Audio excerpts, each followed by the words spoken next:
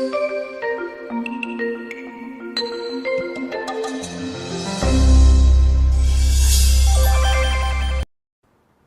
may mga hindi magkasundo-sundo sa buhay kahit na magkakapatid na lumaki sa isang bahay, kumain ng parehong pagkain? Mga mag-asawa na ang tagal-tagal na magkasama, hindi pa magkasundo ng mga pananaw sa buhay, ng mga paninindigan. Bakit? Pati sa mga religions, kanya-kanya ng mga paninindigan at bangay-bangayan. Ang ating pag-aaral ngayon, at i-apply nyo agad sa inyong mga buhay kung meron kayong mga kakaibang karanasan sa kapwa, sa kasama na magkakaiba kayo ng pananaw, kanya-kanyang realities. Yan ang ating pag-aaralan sa tulong ng Espiritu ng Diyos. Numbers 22:21-35 ang ating babasahin, puta-putake, putol-putol, kasi i-discuss natin ng installment. 21. Kinabukasan ng umaga, inihanda ni Balaam ang kanyang asno at sumama sa mga pinuno ni Balak kasama ang dalawa niyang utusan. Isang lumang kwento na babalikan natin. Ang background, itong si Balaam ay binabayaran ni Balak para isumpa niya ang mga people of Israel na ayaw naman ng Diyos na mangyari, pero sumama pa rin si Balaam nung siya ay ipinasundo nitong si Balak. May dalawang kasama na mga utusan. So ang lakad na ito was against God's will. Nagalit ang Diyos dahil sa pangyayaring ito kaya't hinadlangan ng anghel ni Yahweh ang daraanan ni Balaam. So the angel of the Lord stood on the way. God was opposing Balaam's travel. At pag sinasabi dito sa Old Testament yung angel of God, hindi mo maintindihan kung angel sent by God or a God mismo in angelic form. In any case, yon ang ating i-consider when we say anghel ni Yahweh.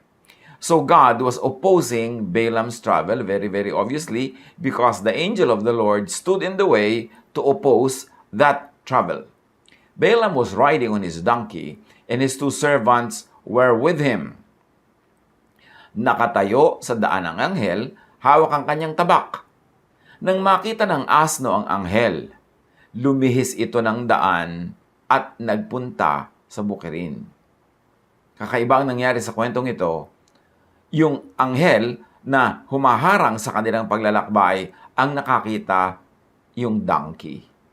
Only the donkey, the mode of transportation, sees the opposing angel of the Lord. Balaam and the two others, the two servants, do not see the angel of God. So makikita natin dito na localized, minimize ang involvement ng angel, ang nakakakita lang ay yung donkey. At dahil tumigil ang donkey at umiiwas dito sa anghel na nakaharang, Balaam bit it to get it back on the road. So clueless itong among nakasakay, iniiwas siya sa sakuna at sa tiyak na panganib nitong kanyang sinasakyang asno, ay pinagpapalupa niya ang asno dahil umiiwas. Unseeing, ignorant Balaam beats the donkey to get it back on the track. And Balaam hurts his protector, his Savior. Balaam insists on his own way. Kahit pa nga, dapat nakaramdam na siya na may pumipigil sa kanya kasi yung anghel mismo ay nakita nga nung donkey and the donkey was trying to avoid getting in the way of the angel. The donkey and Balaam have different but simultaneous realities. Yan ang sinasabi natin kanya-kanyang reality. Umiiwas yung donkey kasi nakikita niya yung nakaharang na anghel na may hawak na tabak.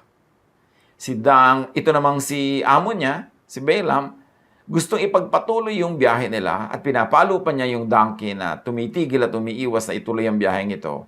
Kasi hindi naman niya kita yung panganib. Magkaiba ng nakikita ang dalawang ito bagamat nakaharap sila sa isang direksyon at nasa isang maliit na lugar na kinilalagyan nila yung pinagkaiba ng kanilang nakikita. Interestingly, sa quantum physics, sinasabi dyan, if there are two or more observers, the state of the particle will be different for different observers. Kanya-kanya ng estado yung particle kung may kanya-kanyang observers. One particle can have more than one outcome or state. In other words, facts can actually be subjective and reality will be different depending on who observes. Yan ang sinasabi ng quantum physics na ngayon ay kitang-kita nating nagaganap sa kwentong ito. Dalawang pananaw, dalawa ang nakikita, magkaiba sila ng realidad.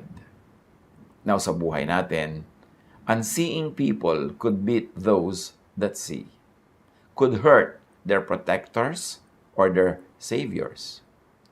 Pag kami mga taong bulag, maaaring saktan pa nila yung nakakakita na nag-iiwas sa kanila sa panganib. Ganyan yung mga asawa na pinipigil ng kanyang kabiyak, na kitang-kita ng kabiyak na patungo sa panganib, ayaw papigil, nagagalit pa. Ganyan-ganyan yung mga anak na pinipigil ng magulang, na dahil sa edad ng magulang at karanasan, alam na tinatahak na landas ng anak ay patungo sa kapahamakan, magagalit pa yung anak at sasaktan yung magulang in many different ways. Ganyan din ang mga mamamayan. Kung hindi nila nauunawaan ang ginagawa ng kanilang mga pinuno at sila iniiwas sa panganib, nagagalit pa sila. Magkakaiba kasi ng pananaw, magkakaiba ng nakikita. Luke 13:34-35. Jerusalem, Jerusalem, you who killed the prophets and stoned those who sent you. Sabi ni Jesus, how often I have longed to gather your children together, as the hen gathers her chicks under her wings, and you were not willing. So dito kinakausap ni Jesus ang Israel na sila pa ang pumapatay sa mga propetang ipinapadala ng Diyos. And of course, sila nga ang pumatay kay Jesus na talagang the ultimate prophet na padala ng Diyos. Kasi iba ang kanilang pananaw, iba ang kanilang gustong makita. So yung mga may kaliwanagan, yung nakakakita, sinasaktan nila o pinapatay pa nga because they were unwilling to hear. Sabi ni Jesus, look, your house is left to you desolate. I tell you, you will not see me again until you say, blessed is he who comes in the name of the Lord. Dapat ganun ang attitude natin pag merong matalino, pag merong marunong, merong kaliwanagan, merong mensahe mula sa Diyos na magpapadali sa ating buhay, magliligtas sa kapahamakan, magtuturo ng kaliwanagan. Dapat sasabihin natin, blessed is he comes in the name of the Lord. Or blessed is her, she comes in the name of the Lord. Pero ang mga tao, ipinagpipilitan ang kanilang mga pananaw, ang kanilang sariling kabulagan, at ang kanilang makikitid na mga pag-iisip. Dapat nga, we celebrate those that see truth and make others see it. Napaka-pinagpala naman na isang pamilya, isang community, isang lugar, isang bayan, ang humanidad, kung merong mga taong matatalas ang pananaw. Nakakakita ng mga bagay na hindi nakikita ng karamihan. At dahil sa linaw ng kanilang pagkakakita at pagkaunawa, ay naipapakita rin nila at naipapaunawa sa iba in ways of teaching, by teaching, yung kanilang nalalaman. Hindi naman lahat halimbawa nakakakita ng magagandang choreographies. Yun lang gifted with dance. Pero pag itinuro na nila yung nakikita nila sa kanilang balintataw, itinuro nila sa dancers, and the dancers have the skill to obey the choreographer, na ipapakita ng choreographer sa ibang tao yung movement na dati na niyang nakita pa sa kanyang isip. Pero ngayon, through the tool, the dancer, what the choreographer sees only in his head is now seen by everybody on stage. Ganon din ang mga kompositor. Yung nadidinig nila mga himig sa kanilang isip, sa kanilang guni-guni. Kung magaling sila, ay naililipat nila sa notes. Tapos, pag kami nakabasa ng notes na yun at tinugtog ito, lahat ng mundo ngayon na hindi nadidinig yung tugtog na yung gifted musician and composer lang na nakakarinig sa kanyang isip, maririnig na ng lahat. Ganon din ang pintor. Makakakita ka ng empty canvas, pero yung pintor, buo na sa isip niya kung ano yung nakadrawing doon na isang babaeng kumakagat ng ubas, halimbawa, o ng atis, o ng pipino. Pero hindi pa natin kita yon. Canvas lang na walang laman ang nakikita natin. Pero sa husay ng pintor, na yung nasa isip niya ay ilipat niya sa canvas dahil may skills siya to draw. Marunong siya ng perspective, marunong siya ng color, marunong siya ng shading. Nakikita na natin ngayon yung dating siya lang ang nakakakita. Ganon din ang mga propeta. Ganon din ang mga hinihirang ng Diyos na makakita ng mga malalalim, matataas, malalawak na mga katotohanan. yung hindi nakikita ng ordinaryong tao, pagka naunawa at nakita noong propeta, noong gifted, noong pinagkalooban ng Diyos, sa kanyang maliwanag na pagkakaalam nito, pagkakaunawa, pagkakagagap, at sa maliwanag niyang paglilipat ng karunungan ito sa pamamagitan ng pagtuturo, sa paggagamit ng mga salita, ng mga illustration, ng lifestyle, and then makikita na rin ng karamihan yung spiritual wisdom na kung sila lang on their own, di naman nila makikita. God has gifted humanity with such priests. Ano bang ginagawa ng priest? Di ba namamagitan mula sa taas at sa baba? Kaya maraming mga religious images, lagi ang kamay, dalawa nakaganyan. Yung isa nakababa, yung isa nakataas. Kasi yung nakataas nakakonect siya sa heaven, yung baba nakakonect siya sa tao, sa lupa. Ibig sabihin siya ay isang priest, isang dinadaluyan ng spiritual blessing. Ganun yung representation ng maraming nakikita nating religious images. Now, yung teacher, yung prophet, ganun din. May connection siya sa taas. Nakakakonekta yung kanyang diwa na hindi nakokonektahan ng karaniwang tao. Pero dahil sa ibinigay din sa kanya na gift, not only of seeing, but also in gift in making people see through his or her skill in communication, na ipapaunawa din niya sa iba yung mga gift. At sabi ni Jesus, kayo, Israel, pinapatay niyo yung mga ganyan. Regalo sa inyo ng Diyos sa mga propeta, pero pinapatay niyo. Dapat, sabi ganun, hindi niyo na ako makakaulayaw hanggang hindi kayo handang sabihin that blessed is he who comes in the name of the Lord. So, anong nangyari dito sa magamong ito? Magkaiba sila ng nakikita, so magkaiba sila ng gustong gawin. Pero dahil may kapangyarihan itong si Balaam, pinapalo niya ang donkey, so the donkey, napilitan ng donkey na magpatuloy. Torn between two realities and two worlds. May realiting siya nakakakita at may realiting nakikita ng kanyang amo. Pero nagamit ang kapangyarihan ng bulag, so hinampas yung nakakakita. Sa pagpapatuloy, ang anghel naman ni Yahweh ay tumayo sa makitid na daan sa pagitan ng ubasan at ng pader. So, nung una maluwag ang daan, tumayo lamang yung anghel sa kanilang dadaanan, lumihis ang donkey.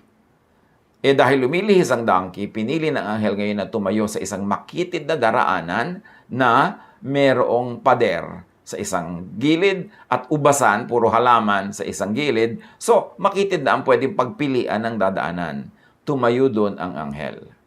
Anong lesson ito? Heaven narrows down and limits Balaam's chances at proceeding and extended to us people's chances at proceeding.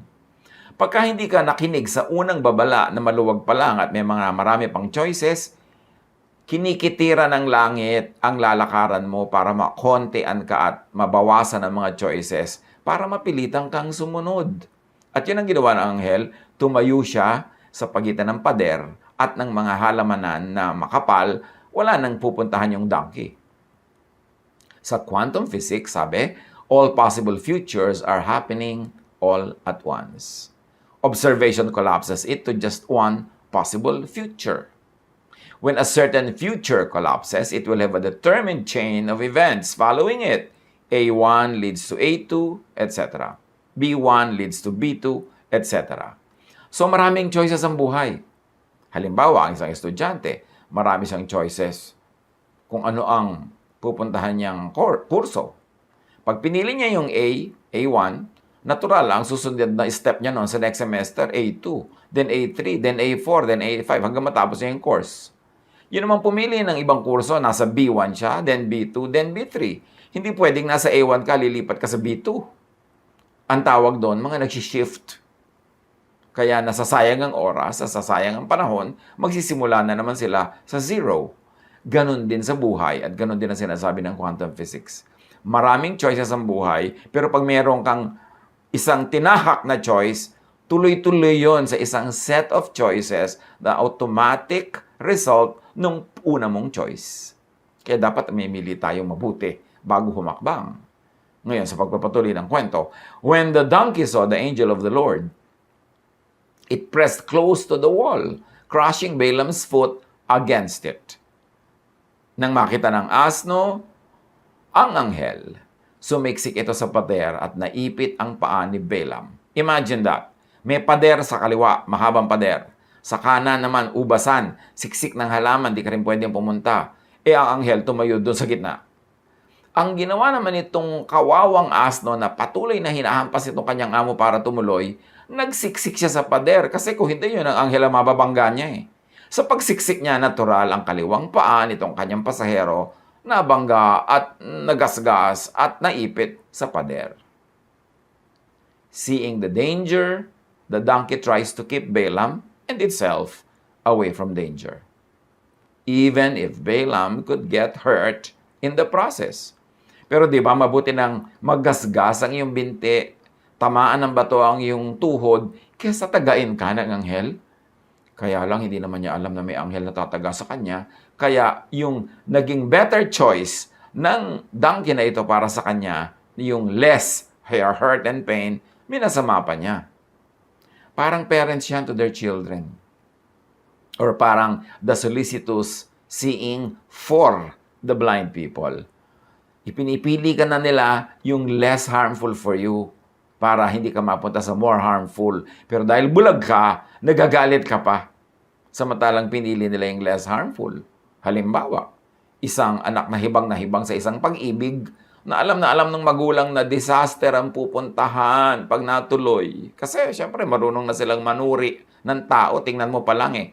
Pag may nanliligaw sa anak mo, nakaupo pa lang doon sa sopa, alam mo na kung walang kinabukasan ng anak mo, kung bisita ka sa bahay mo, nakahuyaya doon, halos tumihaya at gumulong doon sa sala. Walang, alam mo nang, tamad to. Lagi nilang nakaslouch.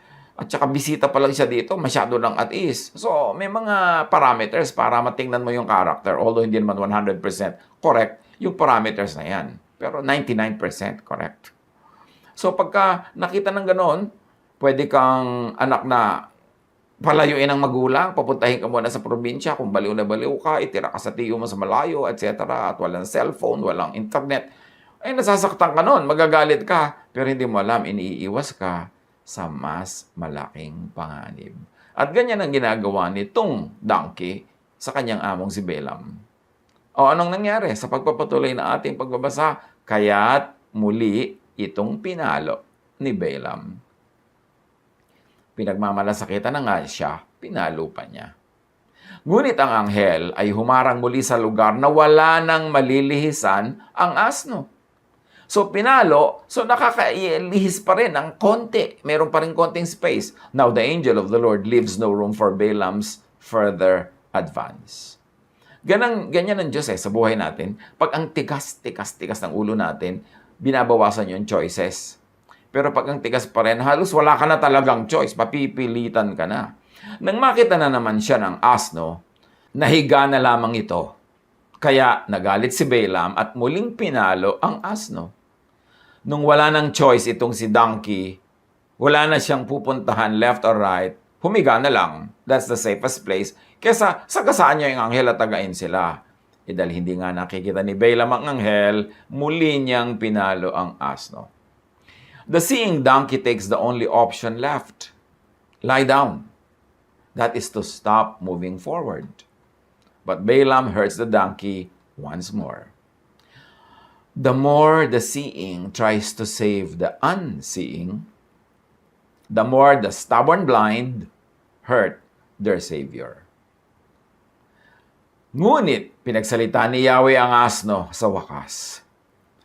Itinanong nito kay Balaam, ano bang kasalanan ko sa iyo? Bakit 3 beses mo na akong pinapalo? First, the Lord opened the donkey's eyes only.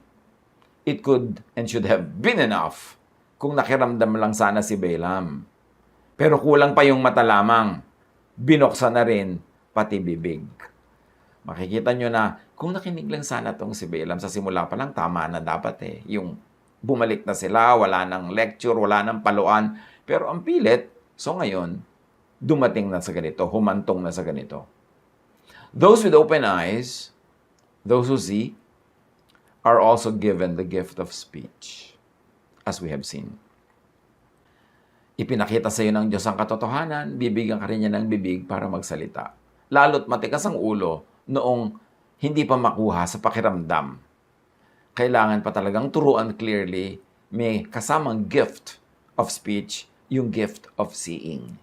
And all of that para mailipat sa mga bulag at sa mga bingi yung katotohanan na dapat nilang marinig. It should be profitable for the unseeing to hear those that see and to see through those that see. Malaking biyaya sa atin pag merong marunong na nagtuturo sa atin, merong maalam, merong may karanasan, merong may edad, merong spiritual discernment, kasi tayo ang makikinabang sa kaliwanagan nila. Now, the donkey did not know na siya lang ang nakakakita. At least, that's what we see from the verses. Hindi naman sinabi sa atin ng verses na alam ng donkey na siya lang eh. So, nagtataka rin siya. Bakit siya pinapalo? Bakit siya pinaparusahan samantalang maganda ang ginagawa niya? Pero patuloy pa rin siya naging matapat na donkey hanggang sa kaduluduluhan na lang na hindi na siya pwedeng hindi kumibo kasi buhay at kamatayan na talaga yung nakalaan doon, no? Yung nakataya. Those that see could be oblivious to the blindness of others. Pwedeng dahil nakakakita ka, hindi ka aware na bulag yung iba. Sinabi ni Balaam sa asno, "Pinalo kita sapagkat ginagawa mo akong hangal. Kung may tabak lang ako, baka napatay na kita." Lucas talking. Iniiwan siya ng asno sa tabak. Pero siya, kung siya ang may tabak, tatagain niya yung asno. The unseeing could be so set in their own vision, could be more destructive if only they could. Ganon yung mga hindi nakakakita, yung mga bulag. Sobra silang decided na sila ang tama, sila ang nakakakita. At kung sakasakali lang na may mas makapangyarihan pa sila, mas makakapanakit pa sila yung mga bulag na yan. Sinabi ng asno kay Balaam, "Hindi ba't ako ang iyong asno? At sa simula pa'y ako lang ang sinasakyan mo? Ginagawa ko ba ito sa'yo?" "Hindi," sagot ni Balaam. So the donkey appeals to history, to track record of faithfulness and correctness.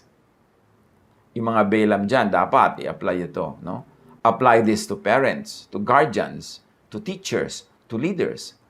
Kung ang track record ng inyong boss, ng inyong employer, ng inyong manager, ng inyong magulang, ng inyong elder, ng inyong advisor, ay maganda, mabuti, puro mabuti ang ginagawa nila sa inyo, pag dumating yung punto na parang hindi kayo nagagandahan, nasasaktan kayo sa ginagawa niya, isaalang-alang niya yung nakaraan. Isipin yung, hindi naman siya talaga masama sa akin, mabuti naman siya. So, ba't ganito siya? Siguro may dahilan. So, dapat tayong mag-isip ng dahilan. Bigyan natin ng space sa utak natin. Hindi yung ipagpipilitan lang natin ang ating gusto at papaluin natin, parurusahan natin yung kay tagal-tagal ng mga loyal sa atin.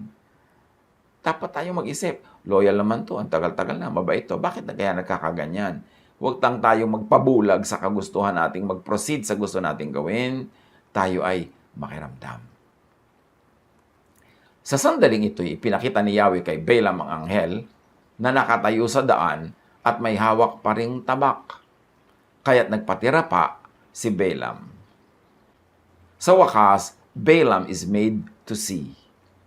Balaam gets off the donkey, stops his advance, bows low, humbles himself, falls face down, and surrenders totally.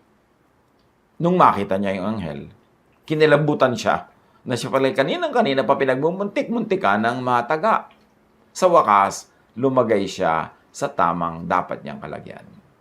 Tinanong siya ng anghel ni Yahweh, "Bakit 3 beses mo nang pinalo ang iyong asno? Sadyang humaharang ako sa daan sapagkat mali ang binabalak mong gawin. Tuwing makikita ako ng asno ay lumilihis ito.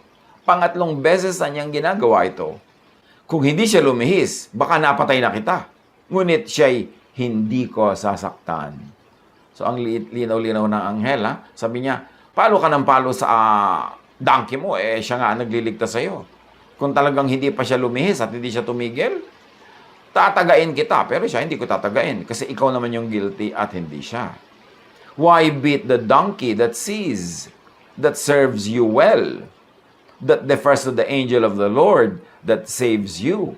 I-apply natin yan agad sa buhay natin, mga kapatid. Sino ang mga donkey sa buhay natin na mas nakakakita, mas malinaw ang isip, mas may concern sa atin, at kahit na pinaparusahan natin, pinapahirapan, tinitikis, ay patuloy pa rin nagmamalasakit sa atin. I-apply agad yan. Sino? Dapat nyo yan mahalin, dapat nyo alagaan, hindi paluin at hindi natin gawa ng masama. Insisting on blindness, on ungodly enterprise, on cruelty to one's helper and savior could lead to death or to many forms of death. I-apply natin ito sa quaran. Siyempre tayo nasa quarantine. Sino ang mga anghel na nag-iiwas sa atin sa kamatayan? Sino ang mga anghel na nag-iiwas sa atin sa kapahamakan? Sino ang mga donkey na nakakakita ng pinupuntahan nating danger at tayo iniiwas kahit tayo magalusan, kahit tayo masaktan ng konti, kaysa naman tayo mamatay? Sino ang mga donkey dyan na pinaparusahan natin, pinapagalitan, pinapalo natin samantalang iniiwas na nga tayo sa kamatayan? O in smaller terms, iniiwas tayo sa mga sakuna, kasama sa ba natin sa bahay, kasama natin sa trabaho, pero tayo pa itong nagagalit samantalang may concern na nga sila sa atin.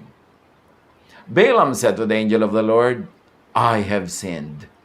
Sa wakas, na-realize niya. But to sin here doesn't always have to mean to commit a moral mistake. Because to sin means I have missed the point. I have missed the mark. The Hebrew word kata means to fail or to miss the target. And this is where the word sin comes from. Yung tinranslate. Yung kasalanan, sa Tagalog, sala, hindi ibig sabihin laging gumagawa ka ng masama o mali. Ibig sabihin lang, naghulang ka. Tulad ng sa Laguna o sa Quezon na Tagalog, pag sinabing, ay, sumala, ibig sabihin, hindi mo na-shoot yung bola, sumala, pero hindi ka naman masama. Yung meron kang tina-target, hindi tumama, ay, sala. So, hindi ka naman mali. Ibig sabihin lang, hindi mo na-hit, hindi mo na bullseye. At yun yung kasalanan na madalas ay ginagamit sa Bible na word. Hindi ibig sabihin gumagawa ka ng napakamali o napakarumi. Hindi mo lang na-hit yung target. Kinapos ka. At sabi ni Balaam, nagkasala ako. Seeing, light, enlightenment, liwanag, kaliwanagan, that is all important. Kasi pagka hindi ka naliliwanagan, hindi ka nakakakita, magkakasala ka. You will miss the point. You will miss your target. So sabi niya, I did not realize you were standing in the road to oppose me. Now, if you are displeased, I will go back. Academic naman, ano? Sasabihin pang if you are displeased, hinaharang na nga siya. Seeing, light, enlightenment, liwanag, kaliwanagan, should lead to pagbabagong loob and to obedience. Pag in-apply natin itong kwentong ito sa ating buhay, when life does not go the way you want it, plan, have embarked on, and began, makiramdam sa pangyayari. Makiramdam sa donkey ng iyong buhay, makiramdam sa angel of the Lord. Job 38:36, who has put wisdom in the inward parts, or given understanding to the mind? Siyempre ang Diyos. Ang angel of the Lord. Ang prophet of the Lord. Kailangan marunong tayong makinig, makiramdam. Huwag tayong papalag-palag agad pagka medyo kakaiba't hindi tayo sumasangayon. Makinig tayo. Lalo kung may track record yung tao na siya ang madalas o laging nagiging tama, siya ang dinadaluyan ng pagpapala, ng karunungan, liwanag. Tingnan natin yung history, yung track record para matuto tayong makinig at makiramdam kahit hindi tayo sangayon agad.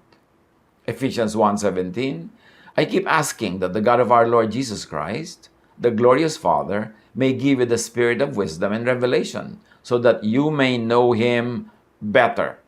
So, kailangan ng spirit, kailangan ng revelation to know God better.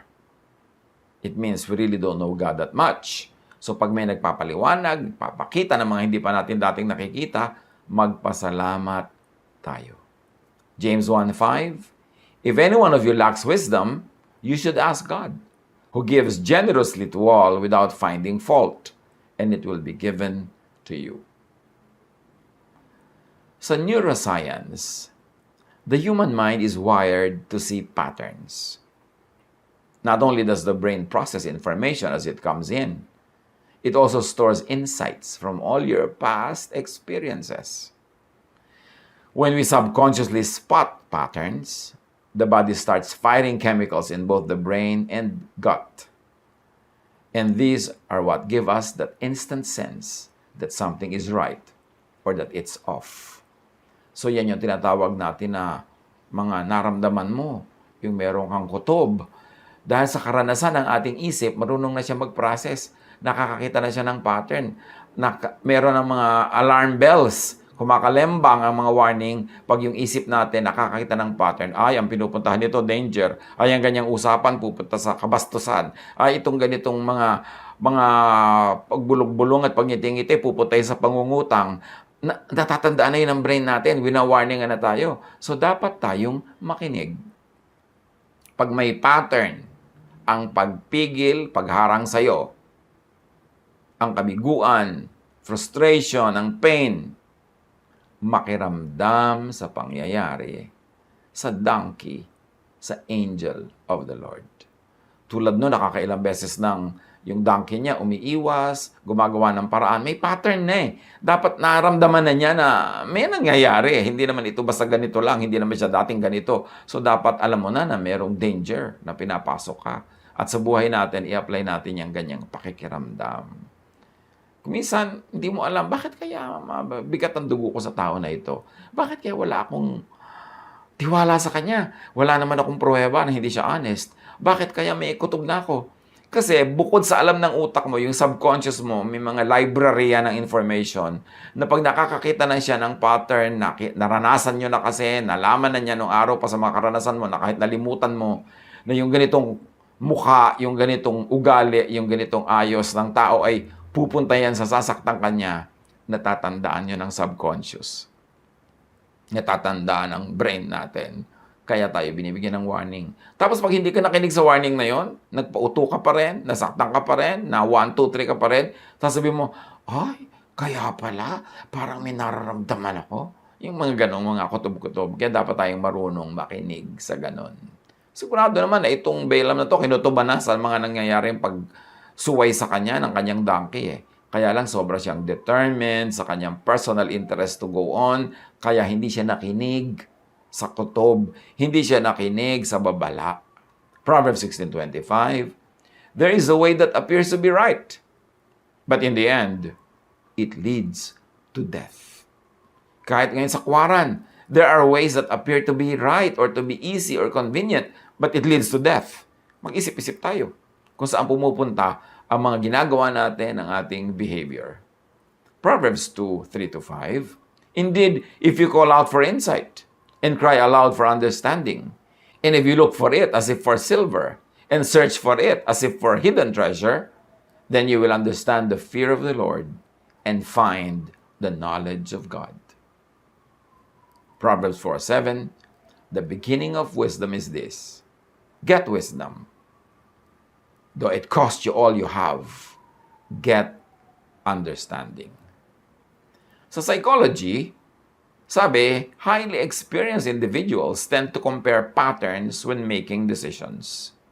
They are able to recognize regularities, repetitions, and similarities between the information available to them and their past experiences. So all of this, wired yung brain natin para tayo i-protect sa mga possible danger and possible hardships and pain. Do not trust an obsession when it clearly shows or even just remotely suggests ungodliness. And it could mean moral law is being broken or natural law, common sense, is being broken. Psalm 111:10. The fear of the Lord, which we should also read as common sense, yung fear of the Lord, is the beginning of wisdom. All who follow His precepts have good understanding. So do not trust an obsession when it clearly shows or even just remotely suggests breaking of natural and scientific laws. Dapat tayong makinig. Pero wala, against common sense yata ito. Against science yata ito. Ecclesiastes 7:12, wisdom is a shelter as money is a shelter. But the advantage of knowledge is this, wisdom preserves those who have it. Dapat lagi tayong makikinig sa knowledge, sa wisdom, common sense. At pagka nagbabangga-bangga yung religious sense natin at common sense, hindi ibig sabihin magkabangga ang Diyos at ang science. Kumisan, ang magkabangga lang yung kakayahan nating unawain at pag-isahin yun sa loob ng ating utak. Psalm 37:23, "The Lord makes firm the steps of the one who delights in Him."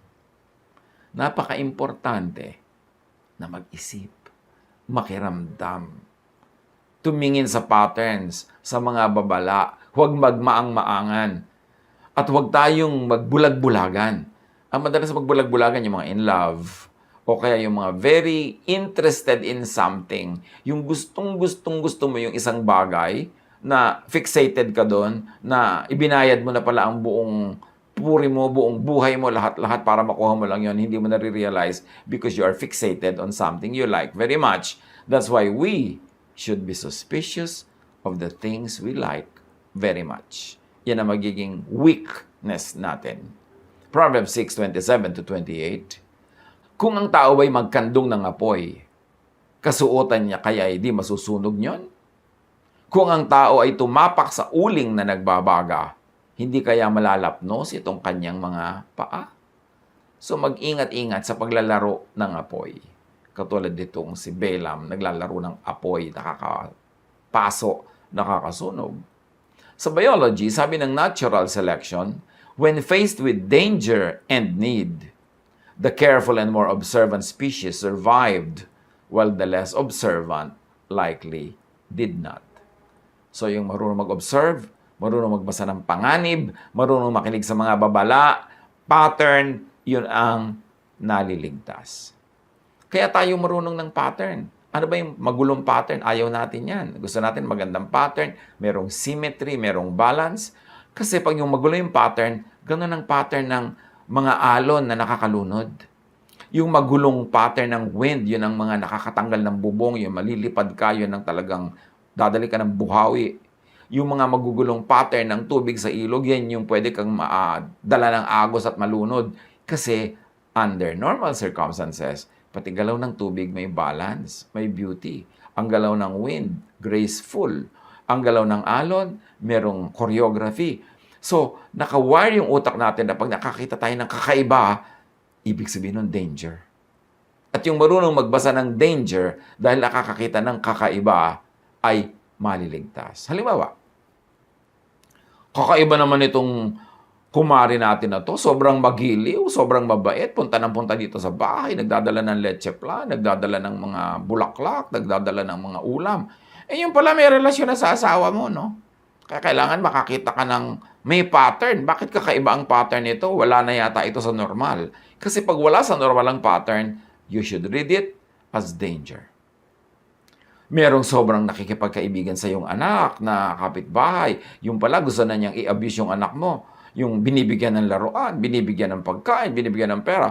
Mas pangit na pattern na yan, hindi na yan normal. Kaya dapat marunong tayong magbasa ng patterns. At yung ganyang patterns, natatandaan ng utak natin.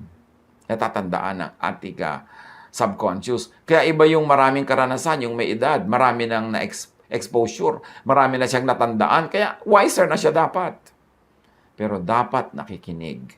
Remember, binubulag tayo ng ating desire, ng great interest. Pagka nakikita natin yung mga dangers na may pattern, ini-ignore natin kasi gustong-gusto nating kunin yung gusto nating makuha. So just do not readily, easily trust an obsession. Because obsessions could carry built-in blinders. Para yung sa isang Pacific Island, yung mga unggoy doon, pag gustong hulihin ng mga tao doon, matatalino yung mga unggoy, hindi nila mahuli. Doon sa island na yun, mayroong mga malalaking coconuts.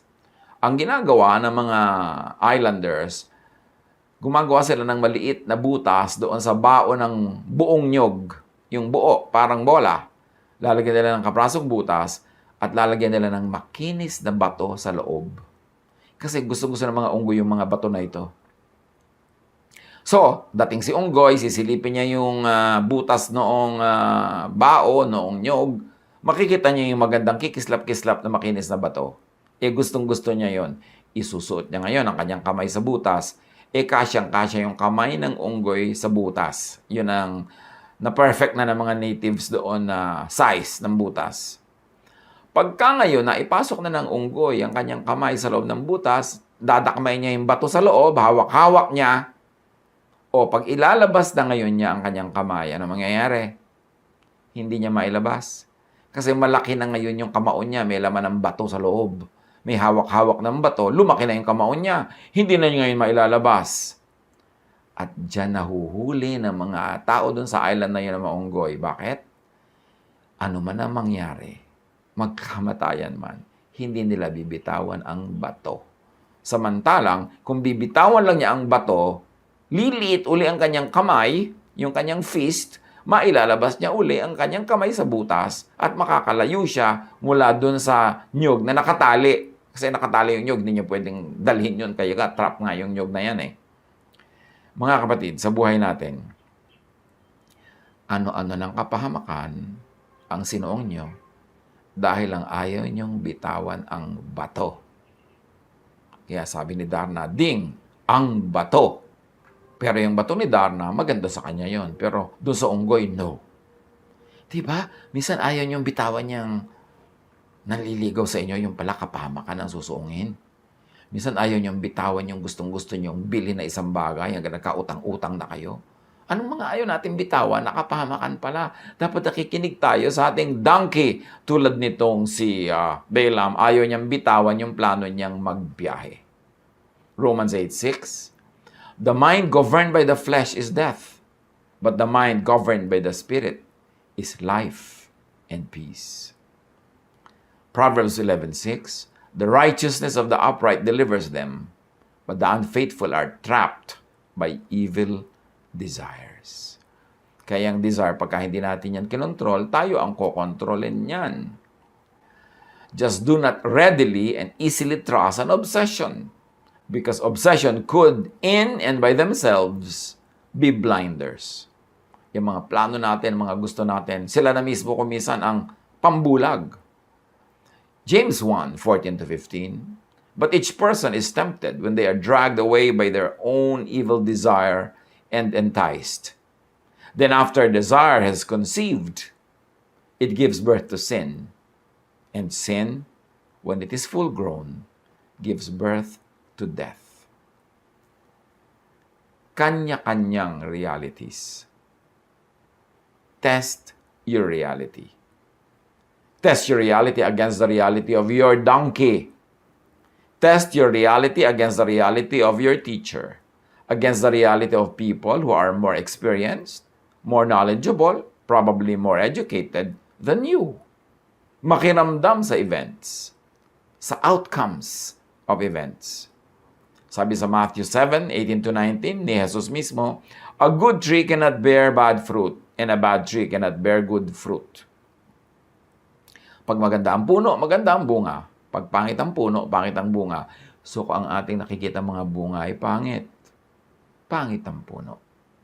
Tulad nung nagagasgas na yung mga tuhod nitong si Balaam sa bato. Yung ibinaba na siya ng donkey, yung umupo na, ayaw siyang sundin, di ba pangit yung mga bungang nakikita niya? Kasi pangit ang punong pinanggagalingan, lumalabag sila sa kagustuhan ng Diyos. Of course, hindi naman 100% na pag may bad tree, bad yung fruit. At kung may bad fruit, bad na nga yung tree. Kasi you should leave just a little room for time and chance. Kasi sabi sa Bible, time and chance happens to all. Pero konti lang. Most of the time, pagka bad yung fruit, bad kasi yung tree. Pag bad yung product, bad yung procedure, bad yung method. Every tree that does not bear good fruit is cut down and thrown into the fire. Or, every enterprise that is not good, coming from a good intention, done in a good method, is punished with failure. So even failure in our life is a lesson. Ang ating mga kabiguan, ang ating mga pagbagsak, ang ating mga sakit, ang ating mga pagdurusa, lesson din yan. Ibig sabihin, bad fruit yan, may pinanggalingan yan na bad tree. Sa mga pagdurusa natin sa buhay, ano yung mga bad trees na nagluwal sa mga hirap, sakit ng buhay natin, cause and effect. Pagka yung effect ay pangit, bad yung cause. Manuri tayo. At kahit may kanya-kanya tayo mga realities, huwag natin ipagpilitan yung reality natin kung yung reality naman natin ang dinadala sa atin ay kalugihan, kahirapan, kasakitan. Ibig sabihin, dapat tayo magpalit ng reality. Dapat nating makita ang mga bagay-bagay from the point of view of other people who are successful, who are happy, who are convenient, who are healthy. Huwag natin ipagpilitan yung paraan natin kung eto na nga dinadala na tayo sa katakot-takot na kahirapan at kalugihan. Kanya-kanyang pananaw. Pero kung ang pananaw nyo ay nalulugi kayo, lagi, dinadala kayo sa kalugihan, be willing to look at the world, to look at life from other people's realities and points of view. Lalo kung sila ay anointed, lalo kung sila ay blessed by God with enlightenment. Paano to i-apply sa ating buhay? Reviewin, suriin, at hanapan ng application. God bless us all.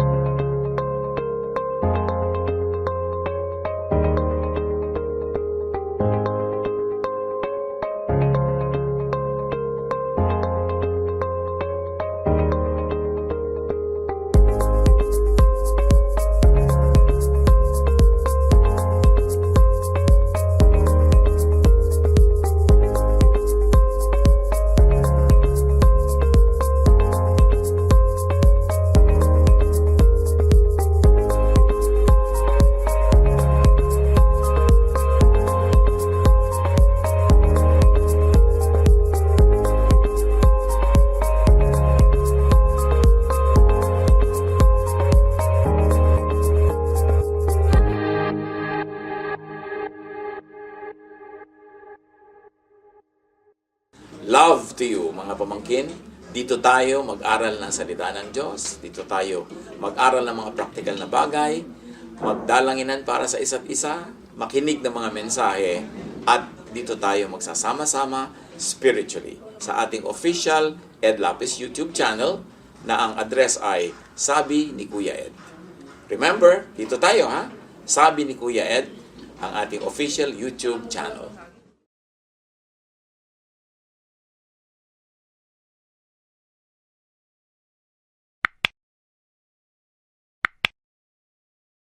Do not forget to subscribe. Click the subscribe button and ring the bell for notification. Like, comment, and share our official YouTube channel. Visit Ed Lapis website for daily devotion, audio podcast, latest video message, send your prayer request, subscribe to mailing list and more. Visit edlapis.com.ph.